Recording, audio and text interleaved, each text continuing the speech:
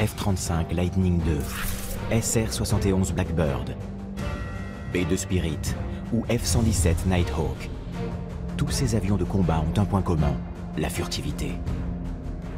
Le but de la furtivité, c'est de se rendre le moins visible possible aux yeux de l'adversaire. La furtivité rend les attaques aériennes inopinées, imprévisibles, et donc l'ennemi ne peut pas se préparer à ça. Qu'ils appuient des troupes au sol, pénètrent en territoire hostile, fassent du renseignement ou assurent la dissuasion nucléaire, les avions de combat furtifs transforment la façon de faire la guerre depuis maintenant 7 décennies. Si les Allemands avaient eu le temps de produire en série le HO-229, l'issue de la Deuxième Guerre mondiale n'aurait pas été la même. Le F-22, en fait, il doit être capable de détecter des avions ennemis, de les poursuivre, d'engager un combat aérien, et c'est ce qui change tout, en fait. Derrière cet atout incontournable de la guerre aérienne moderne se cachent des trésors d'ingénierie ultra performants et hautement confidentiels. Quand on parle de furtivité, il y a ce qu'on sait, il y a ce qu'on croit savoir. En fait, on entre dans le domaine du secret défense. Quels défis technologiques les ingénieurs aéronautiques ont-ils dû surmonter pour répondre aux contraintes de la furtivité et leurrer les radars ennemis? Dans les années 50, d'aller haut, c'est le seul moyen de la furtivité. Faire voler le Blackbird à Mach 3 et à 80 000 pieds, ça va être un véritable challenge, une équation extrêmement complexe. Quels sont les secrets de conception de ces appareils extraordinaires et des matériaux qui les composent? Les ingénieurs de chez Lockheed vont devoir développer du moindre rivet aux matériaux, aux revêtements, à la motorisation. Tout doit être nouveau. Voici l'épopée technologique de l'un des dispositifs les plus stratégiques de l'aéronautique militaire. La furtivité des avions de combat.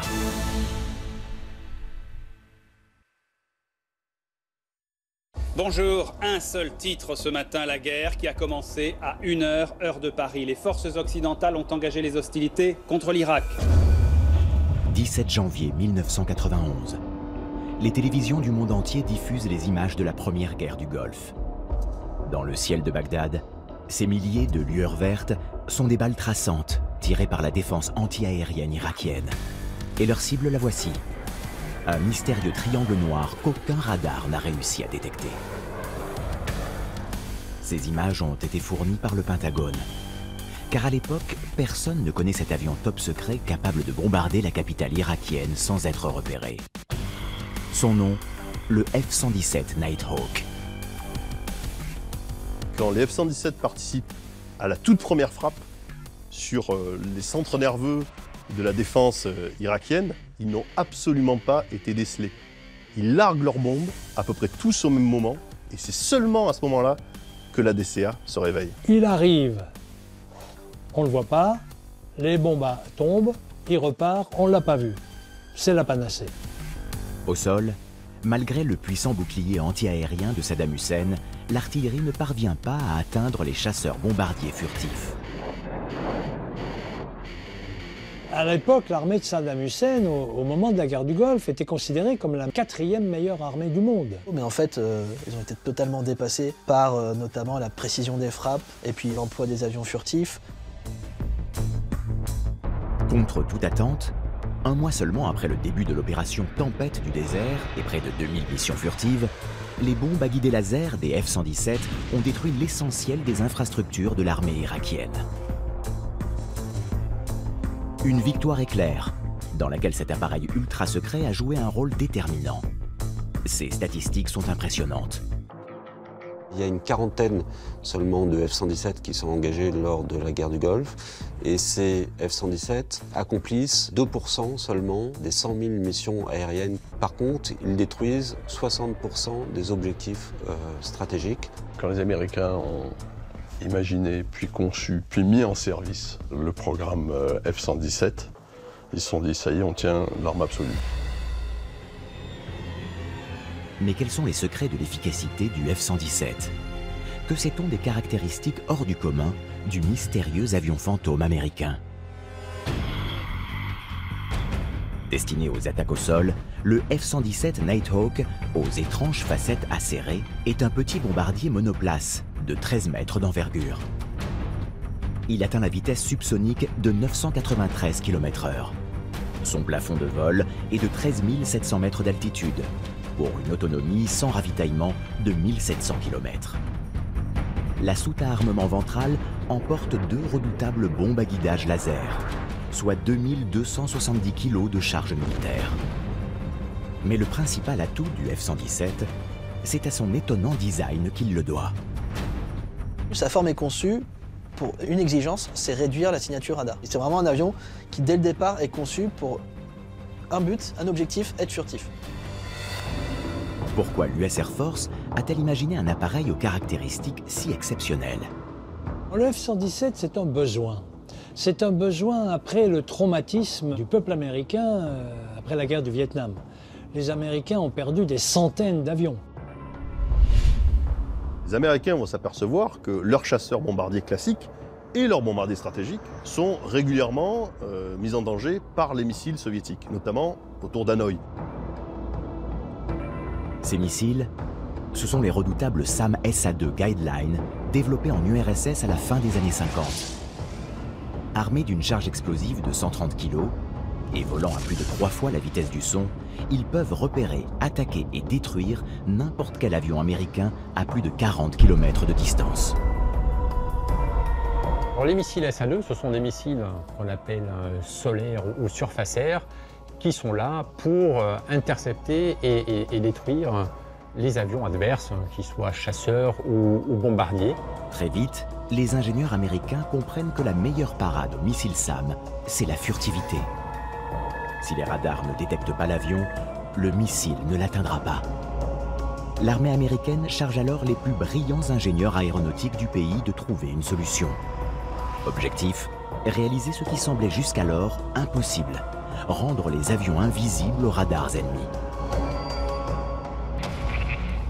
La furtivité, c'est un objectif, une quête qui découle directement de la naissance du radar.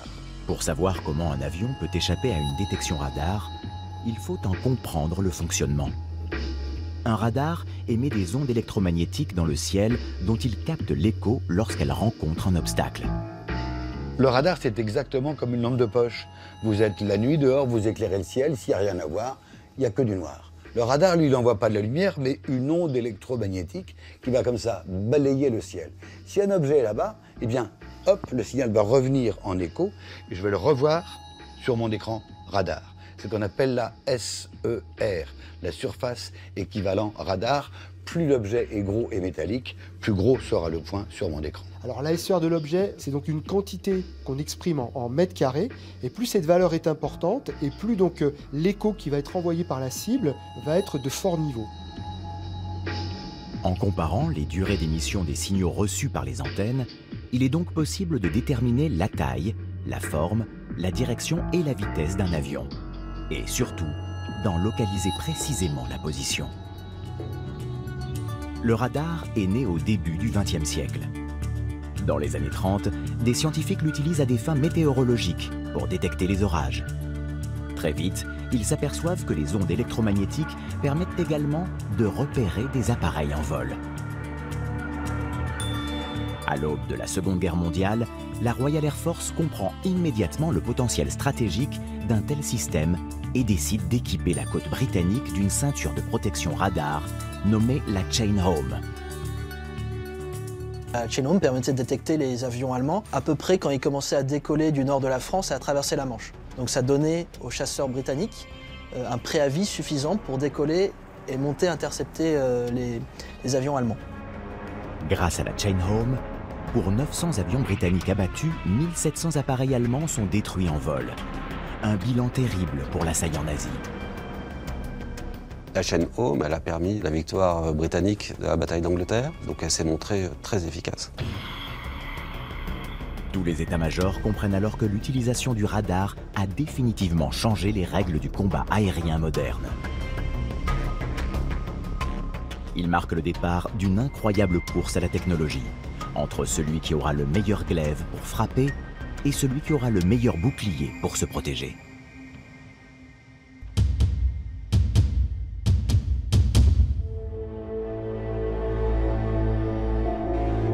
Dès la fin de la bataille d'Angleterre, les Allemands s'interrogent. Comment éviter de se faire repérer par les radars anglais? En fait, c'est presque par hasard que le Troisième Reich va trouver un premier élément de réponse. En 1943, la Luftwaffe reçoit l'ordre de frapper l'Amérique qui vient d'entrer en guerre. Ses ingénieurs développent alors un tout nouveau concept, l'aile volante bombardier. Si les Allemands avaient eu le temps de produire en série le HO-229, l'issue de la Deuxième Guerre mondiale n'aurait pas été la même. Et voici à quoi ressemblait cet appareil révolutionnaire. Le Horten HO-229 est une aile volante bombardier à long rayon d'action de 16 mètres d'envergure. Les deux turboréacteurs intégrés au fuselage de part et d'autre du cockpit auraient permis à l'appareil d'atteindre 16 000 mètres d'altitude, à la vitesse subsonique de 980 km/h, en emportant plus d'1 tonne de bombes sur 2000 km sans ravitaillement. Des défis incroyables pour l'époque. Ce projet d'aile volante est poussé et apprécié par Göring. D'après lui, c'est le seul objet volant capable de répondre à sa doctrine des 3000. 1000 km/h pour la vitesse, un rayon d'action de 1000 km pour lâcher 1000 kg de bombes. De par sa forme, l'aile volante offre une meilleure portance, ainsi qu'une meilleure répartition de l'effort qu'un avion traditionnel de même envergure. Elle permet donc de transporter plus de matériel, sur de plus longues distances, en consommant moins de carburant. Mais en quoi le HO-229 aurait-il répondu à la menace des radars de la Chain Home? L'avantage de l'aile volante, en termes de furtivité notamment, c'est qu'elle n'a pas de surface verticale, elle n'a pas de dérive. Donc c'est un avion qui est extrêmement plat, qui ressemble à une Raymanta, et donc qui, de face, de profil, finalement renvoie assez peu d'ondes, ne serait-ce que par son dessin originel. Le principe d'aile unique, l'absence d'empennage arrière, les turboréacteurs et les armes intégrées au fuselage réduisent la réflexion des ondes vers le radar émetteur. Et les capacités furtives du HO-229, constituées presque exclusivement de bois, ne s'arrêteraient pas là. Il se trouve que les ingénieurs allemands avaient, pour coller les plaques en contreplaqué, utilisé un espèce de mélange qui était constitué de colle, certes, de sur, mais aussi de charbon de bois. Et ce mélange-là, il était lui-même un mélange qui permettait d'absorber les ondes radar. Même si toutes les caractéristiques furtives du HO-229 n'ont jamais pu être prouvées scientifiquement, l'avion secret d'Hitler semblait donc moins sensible au radar. Un avion comme celui-là aurait pris de court les radars, aurait bombardé l'Angleterre sans encombre et serait revenu à domicile grâce à sa vitesse, sans être inquiété ni par la DCA ni par les chasseurs. Il pose les bases de la furtivité. En avril 1945, alors que l'Allemagne nazie vacille, les troupes américaines du 8e corps qui se dirigent vers Berlin mettent la main sur le 3e prototype du Horten HO-229. Il y avait une dizaine d'appareils qui étaient en cours d'assemblage au moment où la guerre se termine et les Américains investissent les lieux de production. Donc quand les Américains découvrent le HO-229, c'est logique, on l'envoie chez Jack Northrop qui est l'ingénieur le plus à l'aise avec l'aile volante. Bon, il faut dire qu'en 1941, Northrop travaillait, étudiait le concept d'aile volante dans le cadre d'un bombardier stratégique. Si le HO-229 n'a jamais vu le jour en série, la première aile volante de combat de l'histoire de l'aviation anticipait déjà tous les axes de recherche des technologies furtives. L'altitude, la vitesse et la faible signature radar. 3 axes que le nouvel ordre mondial va faire progresser à pas de géant. La course à la furtivité est lancée, plus rien ne l'arrêtera. Dans les années 50, donc c'est le début de la guerre froide, c'est aussi l'escalade en termes d'essais nucléaires entre les Américains et les Russes. Et donc l'objectif pour les Américains, il est simple. C'est de pouvoir concevoir un appareil qui est capable d'aller au-dessus du territoire soviétique pour savoir ce que l'armée russe peut produire comme menace pour les États-Unis. Le seul moyen pour obtenir des renseignements sur la production militaire, sur les bases militaires, sur le nombre de matériels les plus importants, c'est la reconnaissance aérienne. Mais la reconnaissance aérienne, c'est violer aussi la souveraineté des États. Alors comment survoler l'Union soviétique en toute impunité? sans être repéré ni intercepté, ou risquer de déclencher une crise diplomatique. En 1954, pour répondre à ces questions, la CIA charge l'avionneur Lockheed Martin de développer un appareil de reconnaissance aux capacités jamais égalées jusque-là, le U-2. Le U-2 est le premier avion au monde à voler à 70 000 pieds, 21 km d'altitude. C'est 2 fois plus haut que les avions de ligne. Dans les années 50, d'aller haut, c'est le seul moyen de la furtivité. Déjà, tous les radars ne voient pas aussi haut, et après, ils ne savent pas guider un chasseur qui, de toute façon, ne peut pas monter aussi haut. Mais comment faire voler un avion de plusieurs tonnes aux confins de l'atmosphère? Comment garantir la sécurité du pilote à de telles altitudes? Chez Lockheed Martin, au bureau d'études des projets top secrets, la solution s'impose d'elle-même. Avec le U-2, c'est la mission qui va définir les caractéristiques de l'appareil. Il faut qu'il puisse voler très haut et embarquer le maximum de matériel d'observation. Donc le poids compte. Cela veut dire pas de superflu, pas d'armement. Hormis la carlingue, à l'intérieur, on a un pilote, des équipements photographiques ou électroniques et du carburant. Et c'est tout. Le U-2 voit le jour sous la forme d'un très grand planeur de 30 mètres d'envergure, composé presque exclusivement d'aluminium. La masse de l'appareil n'excède pas 7 tonnes au décollage. Et le monoréacteur propulse le U-2 à la vitesse maximale de 805 km/h. L'avion n'est certes pas rapide, mais il a la capacité de voler haut et loin. 5600 km sans ravitaillement. Ce U-2, il a des ailes droites. Il décolle avec des balancines en bout d'aile qui larguent. Il a un train monotrace. Il monte difficilement, mais quand il est là-haut, il y reste longtemps. Le U-2, on est à la limite du spatial en réalité. C'est-à-dire que le pilote porte une combinaison qui est une combinaison d'astronaute. Il est engoncé dans un casque, il n'arrive quasiment pas à bouger, la cabine est toute petite. Alors en revanche, il a quand même l'avantage de voir la Terre comme la verraient les dieux, puisqu'il voit la rotondité de la Terre en fait, et il voit déjà le ciel noir et les étoiles. Donc on est déjà dans l'espace. Le U-2 effectue son premier vol le 4 août 1955 depuis la très secrète Zone 51, au nord du Nevada. Les qualités de l'appareil séduisent la CIA. Mais si elles promettent d'échapper aux radars soviétiques, elles ne sont pas sans contrainte pour autant. La principale contrainte dans ce qu'on appelle le domaine de vol, c'est de rester à une altitude précise en respectant une vitesse optimale. À 21 000 km d'altitude, la vitesse de vol d'un U-2 doit impérativement osciller entre 780 et 800 km/h. Une marge de manœuvre très étroite de 20 km/h qu'il est indispensable de respecter. Si l'appareil va trop vite, la charge que supporte la structure sera trop importante avec le risque de déchirement, par exemple des ailes ou d'autres parties du fuselage. Au contraire, si on réduit un peu trop la vitesse, une altitude comme celle-là, avec l'air qui est très rare, l'avion tombe. Et cette contrainte n'est pas la seule. L'appareil, qui a largué ses patins lors du décollage, doit atterrir sur son train ventral monotrace. Une opération particulièrement délicate. À l'atterrissage, ça se comporte comme un planeur.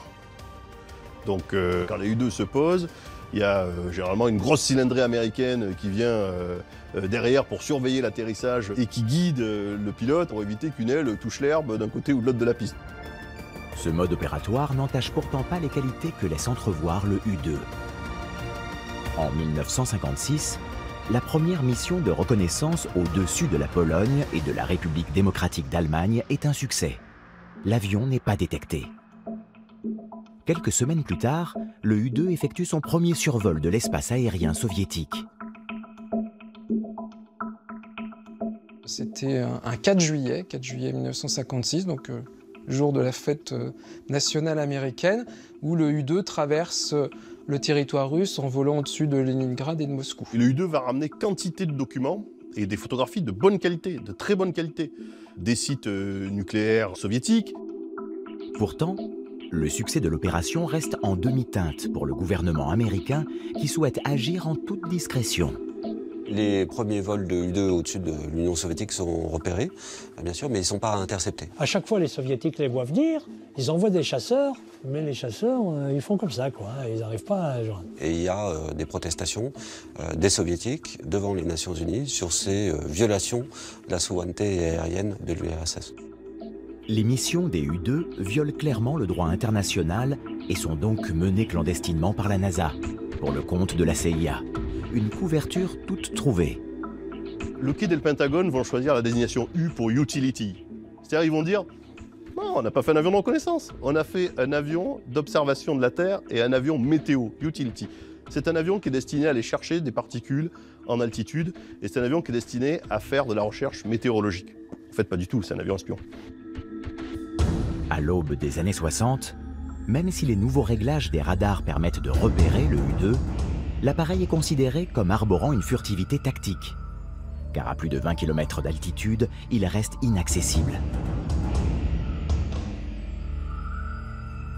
Le U-2, il a été sur tous les théâtres d'opération dans lesquels ont été engagés les Américains pendant la guerre froide. Évidemment en Asie, avec la guerre du Vietnam, mais aussi pendant la crise des missiles à Cuba. Les Américains peuvent pendant un moment voler impunément au-dessus de l'Union soviétique.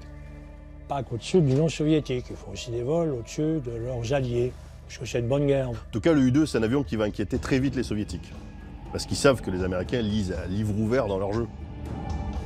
Pour les pays du bloc soviétique, c'est un vrai casse-tête.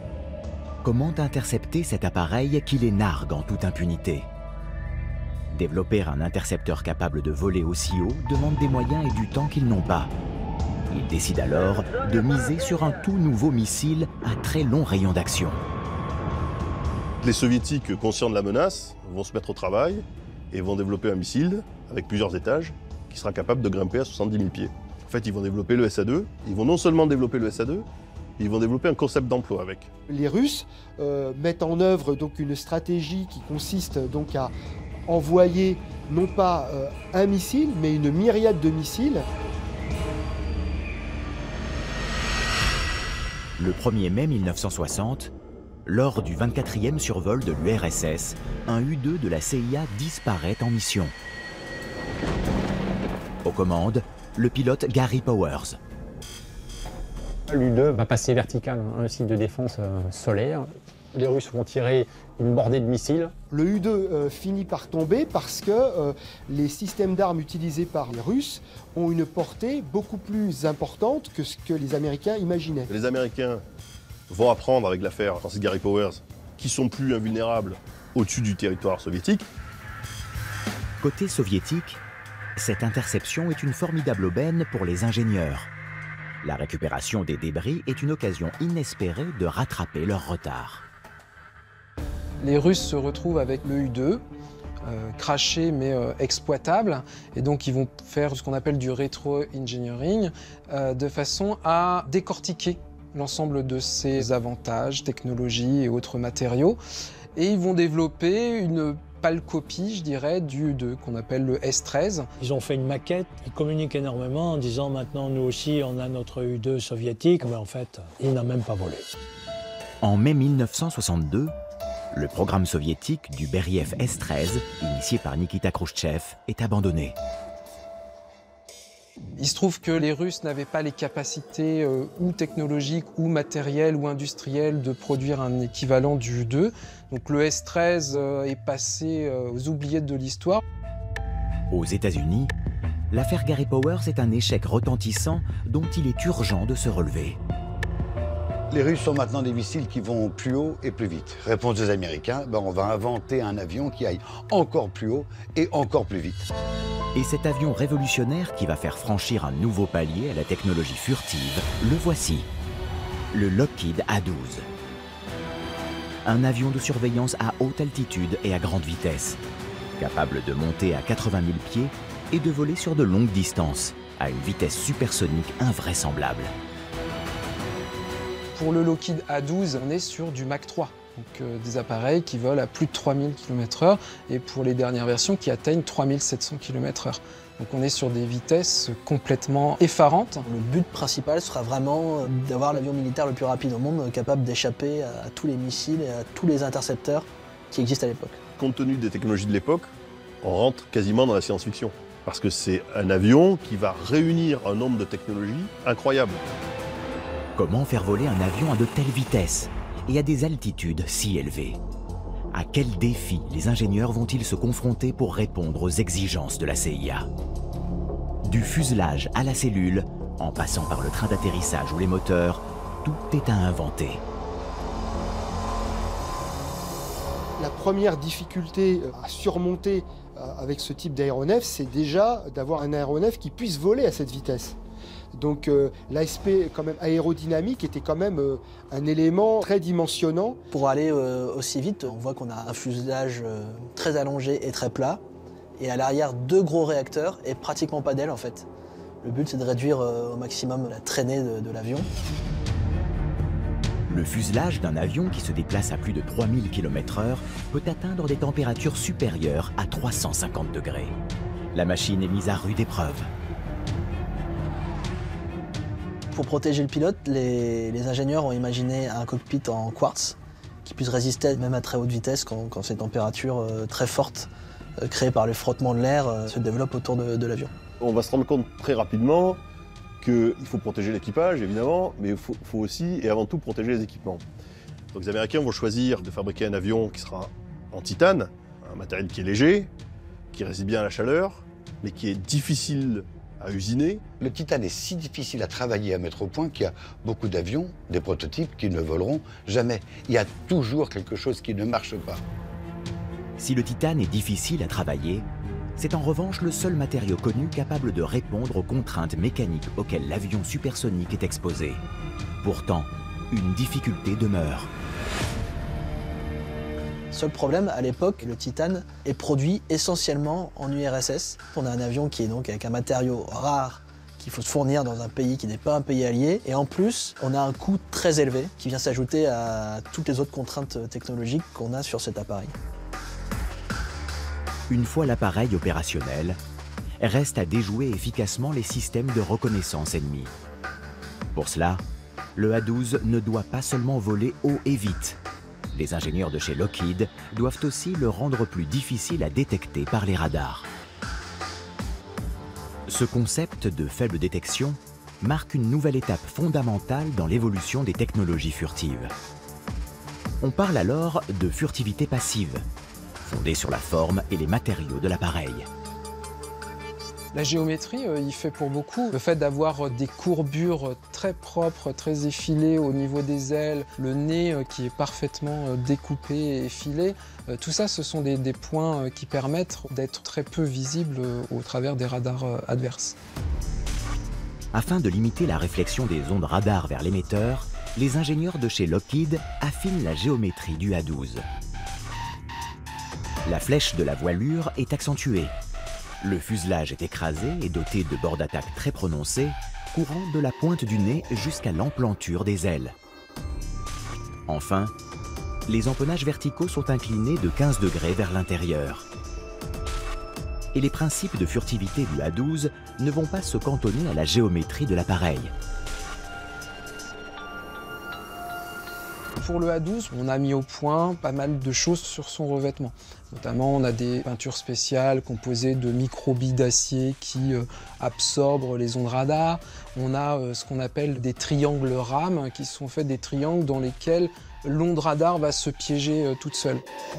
Une technologie si moderne que sa mise au point reste encore top secrète aujourd'hui. En janvier 1960, satisfaite des performances de son nouvel appareil, la CIA commande une dizaine d'exemplaires du A-12, sous le nom de code Oxcart.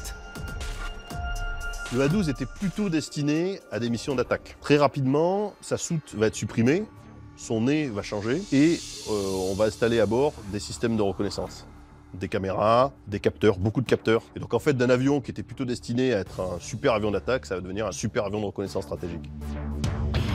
Mais la quintessence de l'avion de reconnaissance stratégique, c'est avec le développement de la version biplace du A-12, le légendaire SR-71 Blackbird, que la CIA finira par l'obtenir. Le SR-71 reprend les caractéristiques du A-12, mais il va emporter plus de carburant pour lui permettre d'aller beaucoup plus loin. Il va emporter beaucoup plus d'appareillage électronique de façon à récupérer des informations, des signaux électromagnétiques, des signaux radio, infrarouges, qui pourront être décortiqués par les services secrets par la suite. Le 21 mars 1968, l'appareil est prêt à décoller pour sa première mission furtive au-dessus de la Corée du Nord. Elle marquera le début d'une longue série de vols de surveillance. En disposant intelligemment les bases de SR-71 à plusieurs endroits stratégiques dans le monde, aux États-Unis, en Europe, en Asie, le renseignement américain va pouvoir couvrir l'essentiel des points d'intérêt de la planète. Un petit peu comme avec un satellite, mais avec une réactivité peut-être encore plus grande pour l'époque. Seulement, à Mach 3, le SR-71 engloutit près de 500 litres de carburant à la minute. Comment parcourir les milliers de kilomètres qui séparent ces zones d'intervention des bases de décollage? Une mission type en SR-71 nécessitait au moins 3 ou 4, voire 5 ravitaillements en vol. C'est-à-dire qu'à chaque fois, le SR-71 montait à 28 000 mètres, redescendait à 8 000 mètres, rencontrait un tanker, faisait son ravitaillement et repartait en haute altitude pour prendre les clichés qu'il devait ramener. Une consommation de carburant colossale en grande partie due à la puissance des réacteurs, mais pas uniquement. Aussi surprenant que cela puisse paraître, les réservoirs de kérosène imaginés par les ingénieurs ne sont pas étanches. C'est un avion extraordinaire, mais très bizarre quand même, hein, parce qu'à 350 degrés, le métaux, il se dilate. Donc, quand il est au sol froid, il fuit. Il va falloir attendre qu'il monte, qu'il préchauffe, pour que là, enfin, ça devienne jointif, ça devienne hermétique, et à ce moment-là seulement, on peut refaire le plein. Comme le U-2 en son temps, les qualités du SR-71 prennent le pas sur ses défauts. L'Oiseau Noir devient à son tour le fer de lance de la reconnaissance stratégique américaine. Au-delà de ses performances extraordinaires, le SR-71, ça va être un objet entre les mains des responsables politiques des administrations américaines qui vont succéder. Parce que quand une crise se développe dans le monde, un SR-71 va partir de sa base américaine, va faire des vols de reconnaissance et va ramener des informations qui, quelques heures après, vont se retrouver sur le bureau du président à la Maison-Blanche. Ça leur donne une vision de l'actualité, une vision des crises qui leur permet d'avoir un coup d'avance. Après plus de 3500 missions et quelques 50 000 heures de vol, aucun SR-71 n'a jamais été abattu. Pourtant, au début des années 90, les progrès en matière de reconnaissance satellite finissent par supplanter l'Oiseau Noir dans les missions d'espionnage. Compte tenu du progrès de l'imagerie spatiale, des images infrarouges, du renseignement électronique, le SR-71, compte tenu de son coût à l'heure de vol, de son coût à l'entretien, les Américains n'en avaient plus besoin. Même si 2 appareils continuent de voler pour le compte de la NASA jusqu'en 1999, le SR-71 tire officiellement sa révérence. C'est un avion qui reste extraordinaire, qui suscite l'admiration de tout le monde et qui a sûrement suscité l'admiration des adversaires de l'époque, c'est-à-dire des soviétiques, qui finalement n'ont jamais réussi à faire un avion qui soit aussi proche du SR-71. Mais la course technologique à laquelle se livrent les ingénieurs aéronautiques, entre le glaive qui frappe et le bouclier qui protège, n'est pas terminée. Après les avions de reconnaissance, le nouveau défi, c'est la furtivité au combat. On passe dans une phase où la furtivité, on l'utilise pour traverser le territoire ennemi, non plus pour juste le surveiller, mais pour aller attaquer ses défenses aériennes en particulier, donc pour faire du bombardement. Mais comment réaliser ce qui n'a pu être accompli jusqu'alors? Comment rendre un avion invisible au radar, quelle que soit sa vitesse ou son altitude?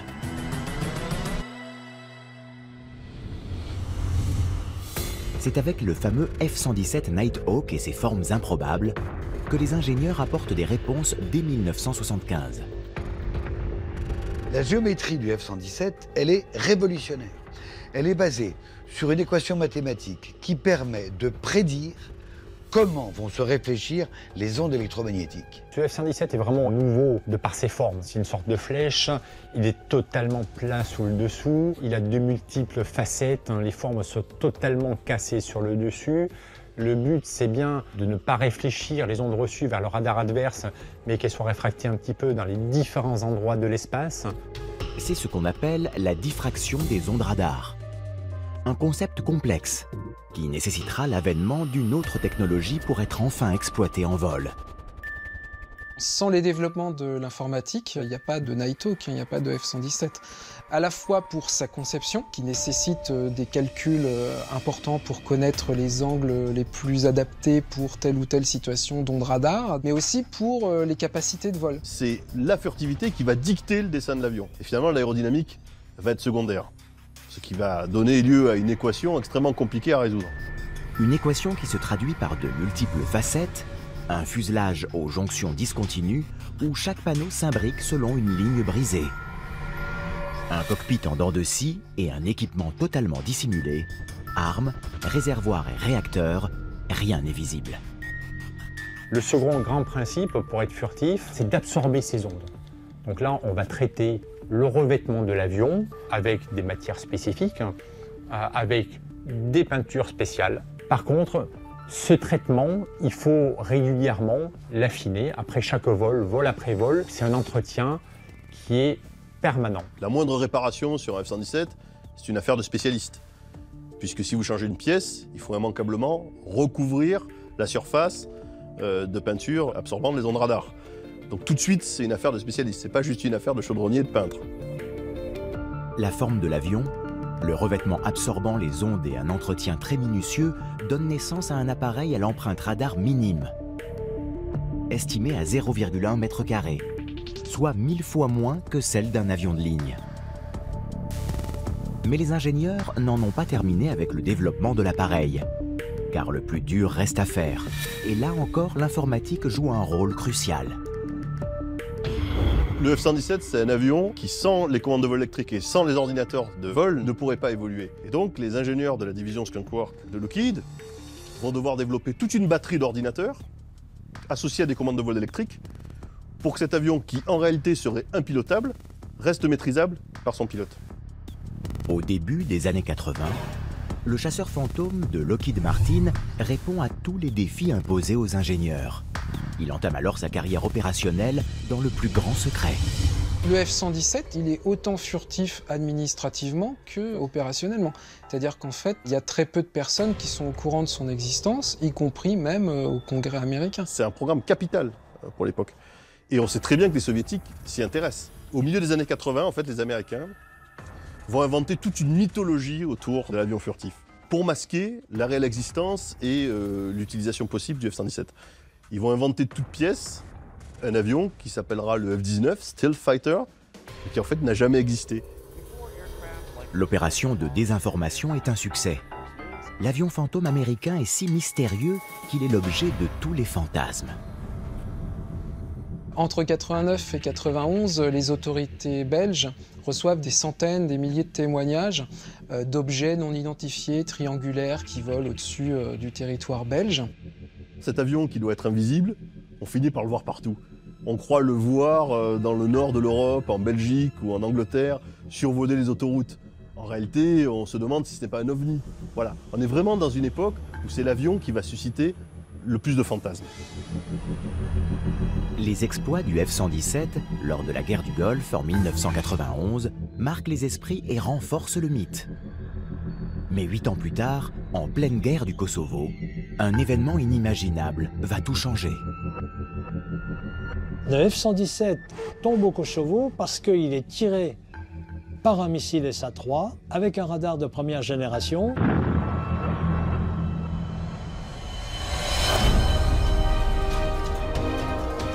Que s'est-il passé le 27 mars 1999 ? Comment les missiles serbes ont-ils réussi à abattre cet avion de plus de 40 millions de dollars, réputé indétectable ? Le F-117, s'il se crache, c'est à la fois parce que les conditions de vol se sont dégradées, qu'on est aussi dans une nuit de pleine lune où on peut le distinguer visuellement aussi, et aussi parce qu'on le fait passer aux mêmes endroits 2 ou 3 nuits d'affilée. Ce qu'il faut voir, c'est que quand cet avion est engagé au Kosovo en 1999, il intègre des technologies qui ont été développées en 1979, 20 ans avant. Donc en fait, c'est un avion qui, technologiquement, n'est pas dépassé, mais n'est plus à la pointe de la technologie. Et très certainement que les Serbes, aidés par leurs alliés russes de l'époque, ont trouvé des failles pour déceler cet appareil, notamment en jouant sur les bandes de fréquence de leur radar. Comment les Serbes ont-ils précisément réglé leur radar? À ce jour, l'information reste placée sous le sceau du secret. Seule certitude, cette interception en pleine mission ne remet pas en cause les fondements technologiques de la furtivité passive. Aux États-Unis, en parallèle au développement du F-117, on n'a jamais renoncé à exploiter le potentiel de l'aile volante.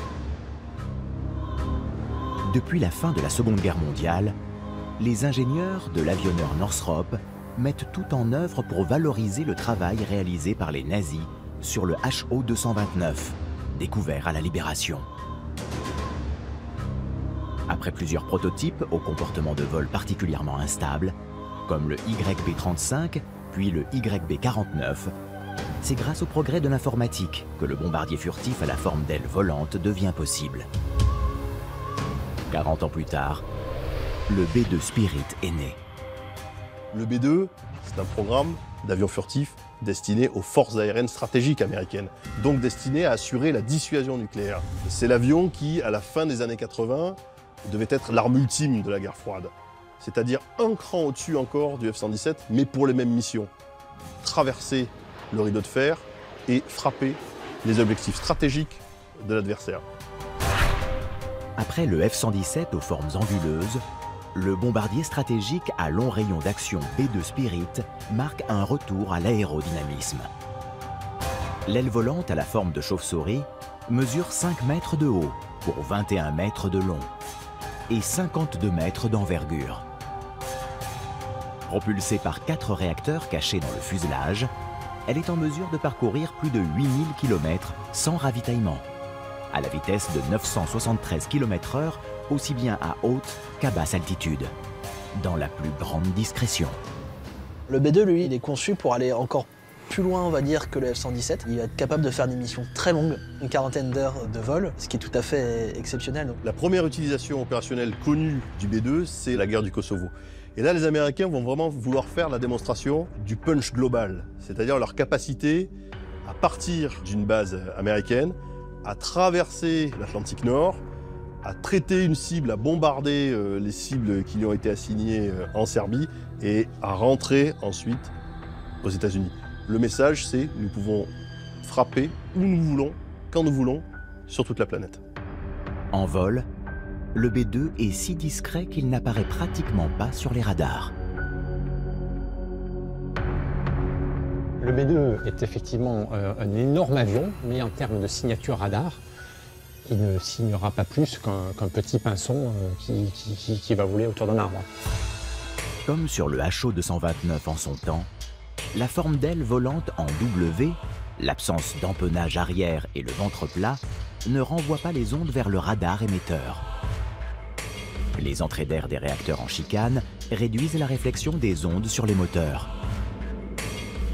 Les parties vitrées recouvertes d'un film d'or atténuent la réflexion des ondes dans le cockpit et un revêtement de couleur noire les absorbe. À l'arrière, sur la partie supérieure de l'aile, le système d'échappement aplati dilue la température des gaz dans l'air pour réduire la signature infrarouge de l'appareil. L'avion est conçu pour la furtivité, non seulement au point de vue de l'aérodynamisme, la conception des moteurs ou l'emport de l'armement, mais aussi au niveau des communications. C'est-à-dire que l'avion ne doit pas émettre ou émettre très peu de rayonnement, et donc ce qui limite sa connectivité. Par exemple, le B-2 n'avait pas de liaison 16, c'est-à-dire une liaison tactique qui permet d'obtenir des éléments sur la situation du champ de bataille. En clair, lors des missions en B-2, les pilotes n'ont pas d'informations en temps réel sur la zone de combat. Ils sont réduits au silence. La furtivité du B-2 est donc intégralement pensée pour arborer des signatures visuelles, radars, infrarouges, acoustiques et électromagnétiques les plus basses possibles. Des prouesses techniques sans équivalent au coût exorbitant. Le B-2 Spirit reste un des avions les plus coûteux de l'histoire de l'aéronautique. Plus de 2 milliards de dollars pièce en 1990. Sa conception ultra novatrice, essentiellement à base de matériaux composites, oblige l'armée américaine en fait à le conserver dans des hangars climatisés, avec un taux d'humidité constamment contrôlé. Ça engendre des coûts d'exploitation et de maintenance bien plus importants que les coûts opérationnels. La furtivité du B-2 est si fragile que pour 1 heure de vol, les spécialistes estiment la maintenance au sol à plus d'une centaine d'heures. C'est aussi ça, le prix de la furtivité. C'est un outil fort onéreux pour l'armée américaine, mais ça a un apport aussi bien opérationnel que dans l'opinion publique, c'est-à-dire que ça permet de mettre en avant la puissance américaine aussi bien sur le plan technologique, militaire, que financier. Le B-2, c'est un peu la suite logique de la guerre aux étoiles, de Star Wars et de ce qu'a lancé le président Reagan, où, avec pas mal de bluff aussi, eh bien, il a fait en sorte que les Russes n'ont pas pu suivre. Et l'Union soviétique s'est effondrée. Mais jusqu'à quand le super bombardier stratégique américain restera-t-il invisible? Les radars modernes finiront-ils un jour par le repérer? Le B-2, comme de toute façon toutes les technologies militaires, au fur et à mesure va être rattrapé, au fur et à mesure va devenir obsolète. Il y a aujourd'hui des radars très basse fréquence qui peuvent détecter un avion, même s'il est furtif. Il y a par ailleurs le développement de ce qu'on appelle les radars passifs. Donc là, en fait, c'est des radars qui n'émettent pas, qui utilisent les ondes déjà existantes dans la vie de tous les jours. Ça va être les ondes radio, les ondes TV, les ondes pour les téléphones portables, par exemple, et qui vont calculer en fait la perturbation créée par un objet qui traverse ces ondes. Donc il suffit d'écouter ces ondes et puis de détecter un changement. Pour contrer l'évolution des nouveaux systèmes radars, les technologies furtives actuelles ne se limitent pas au B-2. Voici le F-22 Raptor et le F-35 Lightning II. Ces chasseurs, dits de 5e génération, synthétisent les connaissances sur la furtivité acquises ces 70 dernières années. Et surtout, contrairement au F-117, ils sont très maniables et peuvent se défendre seuls en cas d'attaque ennemie. Le F-22, en fait, c'est le premier intercepteur furtif. Il doit être capable de détecter des avions ennemis, de les poursuivre, d'engager un combat aérien, et c'est ce qui change tout, en fait. Là, on a un compromis entre furtivité et manœuvrabilité. Le cahier des charges du F-22, c'était non plus la supériorité aérienne, mais la suprématie aérienne. C'est-à-dire la capacité à gagner 100% des combats aériens engagés. Et avec un ratio qui était visé de 1 appareil F-22 abattu pour 10 appareils adverses. À 360 millions de dollars l'unité, on dénombre à ce jour près de 200 F-22 en service. Alors le F-22 reste un chasseur-intercepteur, c'est son unique opération, mais le F-35 est un chasseur multirôle. Donc il est capable à la fois de faire de l'interception, de l'attaque au sol, de la reconnaissance. Et donc ça en fait des appareils qui sont une sorte de synthèse à la fois opérationnelle et technologique. Des technologies furtives désormais reprises par les avionneurs du monde entier, comme sur le tout nouveau Chengdu J-20 chinois par exemple, ou sur le Sukhoi 57 russe. En France, même si le Rafale est un avion conçu dans les années 70, il sait lui aussi rester discret. Alors, comment les ingénieurs de chez Dassault ont-ils intégré les principes de furtivité à leur avion de combat? Le Rafale de chez Dassault n'a pas été conçu dès l'origine pour être furtif. On y a rajouté une capacité de furtivité par la suite. Donc on a affaire plutôt à une furtivité tactique, ça veut dire qu'il est capable d'utiliser le terrain pour masquer sa présence. Donc il y a des systèmes de suivi automatique de terrain qui lui permettent de réaliser un vol de pénétration au plus bas niveau possible sans se faire repérer des radars ennemis. Dans l'aéronautique, tout est question de compromis. Compromis entre la masse et la taille, entre la taille et le coût, etc. Et donc c'est la même chose pour la furtivité. En France, ça a été choisi avec le Rafale d'avoir un avion qui soit polyvalent, qui puisse remplir un très grand nombre de missions et qui soit discret. On est loin des concepts de furtivité du F-22 ou du F-35 avec le Rafale. Pour autant, dans l'emploi opérationnel, ses capacités ont largement été démontrées et il est capable de remplir une mission de pénétration profonde à l'intérieur d'un territoire et de revenir sans s'être fait repérer, ou en tout cas en revenant indemne. Et c'est bien là ce qu'on demande à un chasseur d'aujourd'hui. Si les chasseurs modernes sont la quintessence de la furtivité, les drones de combat qui reprennent l'aérodynamique du bombardier B-2 changeront peut-être à leur tour la manière de faire la guerre. Ces programmes expérimentaux tels que le X-47 Pegasus américain, le Taranis britannique ou le Neuron développé par Dassault ont pour objectif d'assister les avions de combat et d'attaquer en essaim, sans mettre en danger la vie du pilote qui les commande depuis le sol. Mais le nec plus ultra de la furtivité reste à venir. Sur le F-117 et le B-2, la furtivité était un peu une fin en soi. Et c'était vraiment la principale qualité de ces appareils. La furtivité, elle continuera à exister, mais combinée à d'autres technologies. Et en fait, c'est la combinaison des technologies qui permettra d'avoir des systèmes efficaces. La furtivité, elle va être associée à l'avenir peut-être par des manœuvres de déception, c'est-à-dire associées à des avions furtifs, des drones qui vont jouer le rôle de leurre et qui vont tromper les défenses de l'adversaire. Ce qui veut dire qu'en fait, l'adversaire va voir arriver vers lui une armada de ce qu'il va croire être des avions de combat, il va tirer tous ses missiles, et en réalité, il n'aura abattu que des drones qui seront des leurs, et la surprise du chef, ce sera les avions de combat pilotés qui arriveront derrière. Si l'on se réfère aux 7 dernières décennies, il est indéniable que la furtivité a profondément transformé les règles du combat aérien et rebattu les cartes en matière de stratégie militaire. Toutes les recherches et les progrès menés par un camp, puis l'autre, se rattrapent sans cesse pour finalement se dépasser. Bien que funeste, cette course technologique à la première marche du podium que se livre l'aviation furtive et son corollaire, la détection radar, ne laisse que peu de doute. L'affrontement entre le glaive et le bouclier se perpétuera coûte que coûte, invisible, au-dessus de nos têtes.